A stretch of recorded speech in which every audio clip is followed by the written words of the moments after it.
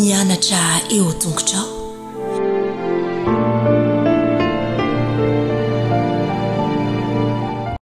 Faly miarabantsika tsirairay avindray atratra ity fotoamanokana ianarantsika ny lesona ho an'ny lehibe ity manona ny fahasoavan'ny tompo aminao ary mirary indrindra ny androsoanao amin'ny fitiavan'i Kristy. Aloha indirantsika ny amin'ny lesona ny dia vavakasika. Reny tsara anjezindanitra tolotra ianao ny derany laza ny atsa sy ny voninahitra. Mitotro anao izay satria mahatsiaro manana tombontsoa tokoa eto mianatra ny teninao indray.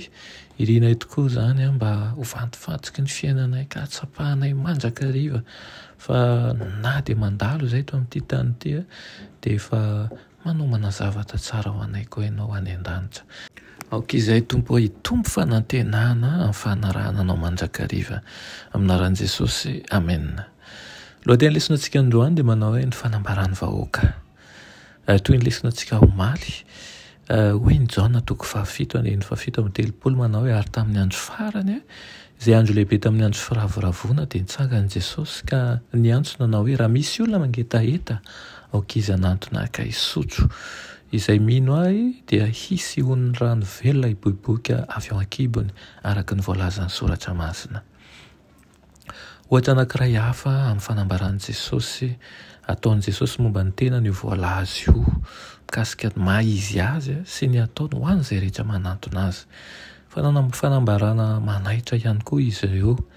Rehefa nandray fitenenana teo amin'ny ireo jiosy nanatrika ny andro firavoravoan'ny tabernakely Jesosy nanao ahoana reny fihetsiky ny ankamaroan'ny vahoaka.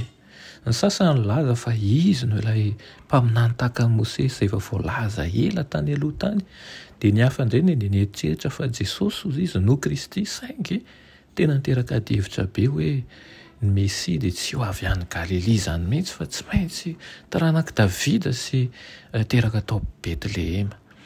Nahafeno an'izany fepetra rehetra izany tokoa nefa Jesosy na dia maro aza ny toa tsy nalalan'izany.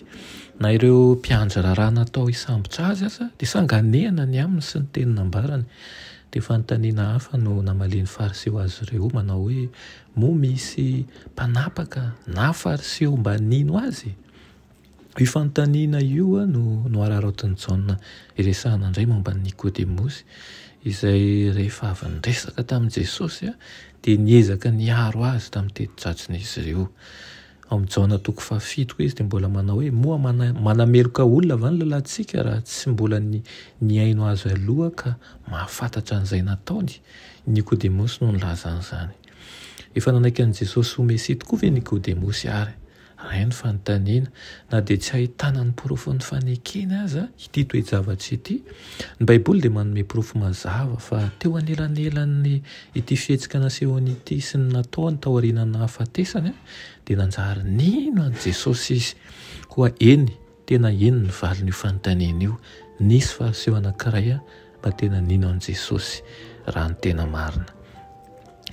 Raha fitiana ny lesonantsika androany nanambara Nikodemosy nanambara ny fahamarinan'i Jesosy ihany koa dia hitantsika taratra izany ankehitriny hoe aseho ny fahamarinan'ny Tompo, aseho ny maha-Kristy azy ka moa ve misy ihany koa ny mino eny anivon'ireny sehatra asa lehibe ireny, anivon'ny mpiasa mpanjakana lehibe, anivon'ny mpanefoefo rehetra eny.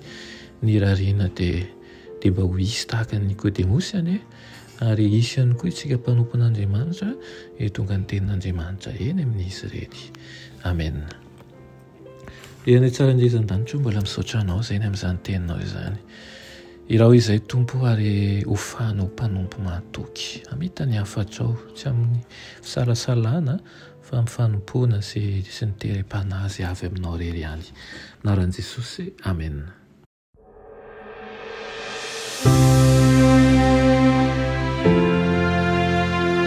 Mianatra eo an-tongotra Jesosy isan'andro.